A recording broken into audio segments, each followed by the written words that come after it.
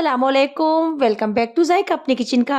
आज मैं आपके साथ शेयर करने जा रही हूँ बहुत ही यूनिक नए स्टाइल का सुपर टेस्टी नाश्ता, जिसके आगे आप पिज़्ज़ा बर्गर खाना भूल जाएंगे। बच्चों से लेकर बड़ों तक सभी को ये बहुत ही ज़्यादा पसंद आने वाला है। इसे बनाना बहुत ही आसान है और जब आप इस नई ट्रिक से ये नाश्ता बनाएंगे ना, तो यकीन मानिए खाते रह जाएंगे। अगर आपको यहाँ पर रेसिपी पसंद आती है तो प्लीज़ रेसिपी को लाइक, कमेंट और चैनल को सब्सक्राइब ज़रूर कीजिएगा।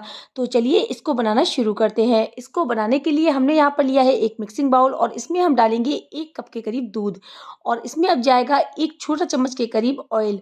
तो यहाँ पर हमने रिफाइंड ऑयल का इस्तेमाल किया है, वो हमने इसमें डाल दिया है और इसमें अब हम डालेंगे 1 चम्मच के करीब पिसी हुई चीनी। पिसी हुई चीनी को हमने इसमें डाल दिया है और इसमें अब हम डालेंगे 1 छोटा चम्मच के करीब काला नमक।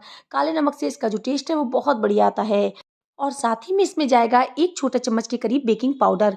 तो यहाँ पर हमने बेकिंग पाउडर का इस्तेमाल किया है, मीठे सोडे का हमें इस्तेमाल नहीं करना है। तो यहाँ पर जो बेकिंग पाउडर है उसको हम इसमें डाल देंगे। तो यहाँ पर हमने एक ब्लेंडर की हेल्प से अच्छे से इसको ब्लेंड कर लेंगे ताकि जो सारी चीज़ें हैं इसमें अच्छे से मिक्स हो जाए। तो यहाँ पर हमने इसको अच्छे से ब्लेंड कर लिया है और इसमें हम डालेंगे 1.5 कप के करीब गेहूं का आटा। आप चाहे तो इसकी जगह मैदे का भी इस्तेमाल कर सकते हैं और जो ये नाश्ता है वो मैदे में ही बनता है, लेकिन यहाँ पर हम इसको घर में बना रहे हैं तो हम इसको हेल्दी बनाएंगे। तो यहाँ पर हमने टोटल 1.5 कप के करीब गेहूं का आटा लिया है और गेहूं के आटे को हम मिक्सिंग बाउल में डाल देंगे। आटे को हमने इसमें डाल दिया है और हाथों की हेल्प से हम इसको अच्छे से मिक्स कर लेंगे और यहाँ पर हम आटे को गूंद कर तैयार कर लेंगे। तो यहाँ पर जो आटा है वो हमें सॉफ्ट लगाना है, जैसे कि हम रोटी का आटा लगाते हैं उससे थोड़ा सॉफ्ट आटा हम यहाँ पर लगाकर तैयार करेंगे। तो यहाँ पर जो हम आटा गूंद रहे हैं उसको हमने दूध से गूंदा है। आप चाहे तो इसकी जगह पानी का भी इस्तेमाल कर सकते हैं, लेकिन जो दूध है उससे बहुत ही अच्छा आटा गूंद कर तैयार होगा और बहुत ज़्यादा सॉफ्ट आटा गूंदेगा। तो यहाँ पर हमने आधा कप दूध पहले लिया था और 1/4 कप अब लिया है, यानी हमने पूरा 1/3 कप दूध का इस्तेमाल इसमें किया है। तो यहाँ पर जो आटा है उसको अच्छे से हमने मसल कर गूंद कर तैयार कर लेना है। तो यहाँ पर हमें हार्ड आटा नहीं लगाना है, हमें एकदम सॉफ्ट आटा लगाकर तैयार करना है। आटा हमने गूंद कर तैयार कर लिया है और इसको हम 10 मिनट के लिए रेस्ट करने के लिए रख देते हैं, जब तक हम चलते हैं नेक्स्ट प्रोसेस की तरफ। तो यहाँ पर हमने लिए हैं 3 बॉयल आलू। इनको हमने अच्छे से उबालने के बाद छील लिया था और इनको यहाँ पर हम कर लेंगे मैश। तो यहाँ पर हमने 3 मीडियम साइज़ के आलू लेकर उनको उबाल कर उनका छिलका उतार लिया था और उनको यहाँ पर हम कद्दूकस कर लेंगे। कद्दूकस करने से क्या होगा, इसमें एक भी लम्स नहीं आएगा और जो आलू हैं वो बहुत ही बढ़िया बनकर तैयार होंगे। तो यहाँ पर हम तीनों आलू को अच्छे से कद्दूकस कर लेंगे। आलूओं को हमने यहाँ पर कद्दूकस कर लिया है और इसमें हम डालेंगे 1 छोटा चम्मच के करीब जीरा। जीरे को हम इसमें डाल देंगे और साथ ही इसमें अब जाएगा आधा छोटा चम्मच के करीब लाल मिर्च पाउडर और साथ ही में इसमें हम डालेंगे 1 छोटा चम्मच के करीब नमक। नमक आप अपने टेस्ट के अकॉर्डिंग कम या ज़्यादा भी कर सकते हैं और साथ ही में हम इसमें डालेंगे आधा छोटा चम्मच के करीब धनिया पाउडर। साथ ही में इसमें जाएगा आधी छोटी चम्मच के करीब रेड चिली फ्लेक्स और साथ ही में हम इसमें डालेंगे 1 चम्मच के करीब 1 हरी मिर्च और अदरक का पेस्ट। आप चाहे तो इसको काट कर भी डाल सकते हैं और साथ ही में हम इसमें डालेंगे आधी छोटी चम्मच के करीब काली मिर्च का पाउडर। इससे इसका जो टेस्ट है वो बहुत बढ़िया आता है और साथ ही में हम इसमें डाल देंगे 1 बड़ी चम्मच के करीब मैजिक मसाला। आप चाहे तो इसकी जगह गरम मसाले का भी यूज़ कर सकते हैं और इसमें हम डाल देंगे थोड़ा सा हरा धनिया और साथ ही में हम इसमें डाल देंगे थोड़े से काले चने, जिनको हमने बाउल करके हल्का सा मैश कर लिया था, वो हम इसमें डाल देंगे। इससे इसका जो टेस्ट है वो बहुत बढ़िया आता है। इसको भी हम इसमें डाल देंगे और साथ ही में इसमें डालेंगे 1 छोटा चम्मच के करीब नींबू का रस। आप चाहे तो इसकी जगह आमचूर पाउडर का भी इस्तेमाल कर सकते हैं और इसको यहाँ पर हम अच्छे से कर लेंगे मिक्स। तो यहाँ पर हमने इसको अच्छे से कर लेना है मिक्स। आप चाहे तो इसको हाथों की हेल्प से भी मिक्स कर सकते हैं। तो यहाँ पर हम हाथों से इसको अच्छे से मिक्स कर लेंगे ताकि जो सारे मसाले हैं वो आलू में अच्छे से मिक्स हो जाएं। तो यहाँ पर हमारी स्टफिंग हो चुकी है तैयार। जब तक हम चलते हैं आटे की तरफ। तो आटे को रखे हुए 10 मिनट हो चुके हैं। ये देखिए आटा हमारा कुछ इस तरीके का हो गया है। तो यहाँ पर हम आटे को एक बार और अच्छे से मस लेंगे ताकि जो हमारा आटा है वो बहुत ही बढ़िया बनकर तैयार हो। तो आटा हमारा बिल्कुल तैयार हो चुका है। तो यहाँ पर हम इसकी तोड़ लेंगे लोइयाँ।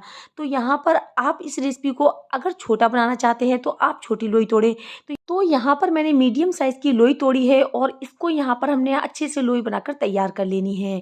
तो यहाँ पर जो सारी लोइयाँ हैं वो हम इस तरह से बनाकर तैयार कर लेंगे। तो लीजिए हमने यहाँ पर सारी लोइयों को इस तरह से बनाकर तैयार कर लिया है। तो यहाँ पर हमारी 10 से 11 लोई बनकर तैयार हो चुकी हैं। जब तक हम चलते हैं नेक्स्ट स्टेप की तरफ। तो यहाँ पर हमने ले लिया है एक चकला और इस पर हम डालेंगे थोड़ा सा सूखा आटा और जो हमने लोई ली थी उसको यहाँ पर हम बेलन की हेल्प से बेल कर तैयार कर लेंगे। तो यहाँ पर हम इसको पूड़ी की साइज़ में बेलकर तैयार कर लेंगे। तो यहाँ पर हम इसको साइड में ज़्यादा बेलेंगे और जो सेंटर है उसको ज़्यादा नहीं बेलेंगे। तो यहाँ पर हमने पूड़ी की साइज़ में जो रोटी है वो बेलकर तैयार कर ली है। तो यहाँ पर हम इसके सेंटर में रखेंगे 1 चम्मच के करीब स्टफिंग। आप अगर बड़े बना रहे हैं तो स्टफिंग को ज़्यादा भी कर सकते हैं। तो इसको अब हम कर देंगे कवर। तो हम इसको साइडों से उठाकर अच्छे से कवर कर देंगे, यानी कि इसको हम पैक कर देंगे। इसको बनाना है बहुत ही आसान।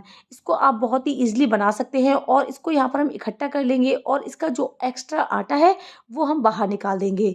ये देखिए इस तरीके से हमने जो एक्स्ट्रा आटा है वो बाहर निकाल देना है और इसको हम हल्का-सा प्रेस करेंगे और इसको यहाँ पर हम हल्का-सा गोल घुमाएँगे। तो लीजिए हमारी पॉप्स बनकर है बिल्कुल तैयार। तो यहाँ पर हम इसी तरीके से और पॉप्स भी बनाकर तैयार कर लेंगे।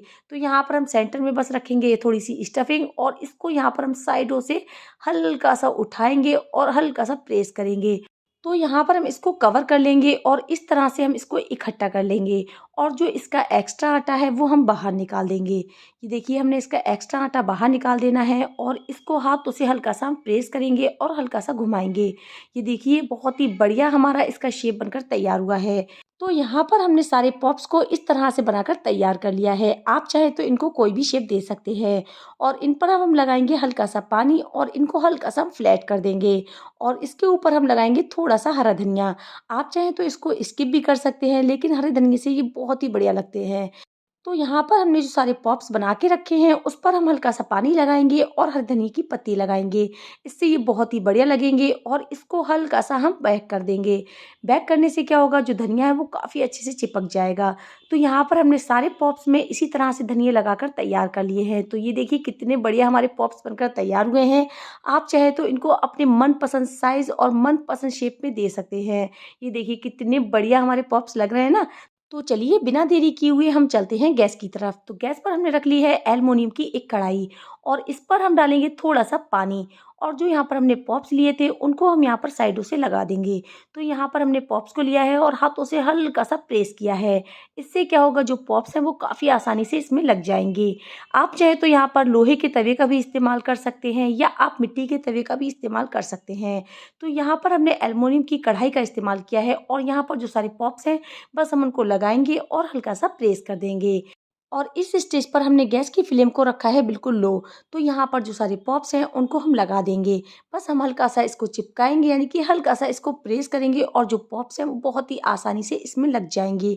तो यहाँ पर जो सारे पॉप्स हैं उनको हमने कढ़ाई में लगा दिया है और इसमें हम डालेंगे आधा कप के करीब बीच में पानी। और पानी को डालने के बाद हम इसको एक थाली से कवर कर देंगे। गैस की फ्लेम को हम लो टू मीडियम करेंगे और 10 से 15 मिनट के लिए हम इसको पकाएँगे।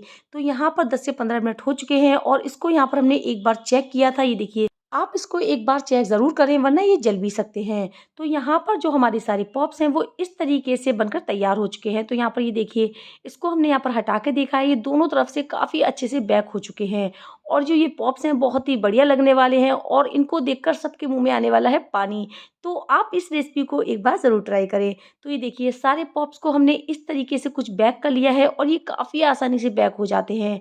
बस यहाँ पर आपको कढ़ाई में जब ये बेक हो रहे हैं तो 1 से 2 बार इसको खोलकर ज़रूर देखें, ताकि ये जल ना जाएँ। तो ये अच्छे से बेक हो चुके हैं, तो इनको हम बाहर निकालेंगे। और यहाँ पर जो सारे पॉप्स हैं वो काफ़ी अच्छे से सिक चुके हैं। ये देखिए इस तरीके से ये अच्छे से सिक चुके हैं, तो इनको अब हम बाहर निकालेंगे।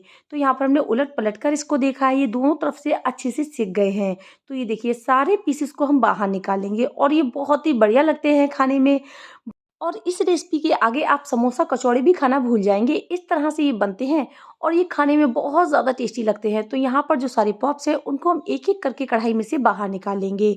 तो यहाँ पर जो सारे पॉप्स हैं उनको हमने कढ़ाई में से बाहर निकाल लिया है और ये लीजिए बिल्कुल तैयार है हमारे super crispy, super tasty, unique style के पॉप्स, जिसे आप खाएँगे ना तो खाते रह जाएँगे। तो इस पर अब हम लगाएँगे थोड़ा-सा देसी घी और यहाँ पर हमने इसको गेहूं के आटे से बनाया है। ये हेल्दी के संग-संग बहुत ही ज़्यादा टेस्टी भी है और इसकी जो स्टफिंग है वो बहुत ही बढ़िया बनकर तैयार हुई है। तो यहाँ पर हमने सारे पीसेस पर देसी घी लगा लिया है। आप चाहे यहाँ पर बटर का भी इस्तेमाल कर सकते हैं। तो लीजिए बहुत ही बढ़िया सुपर डुपर हमारे पॉप्स बनकर हो चुके हैं तैयार।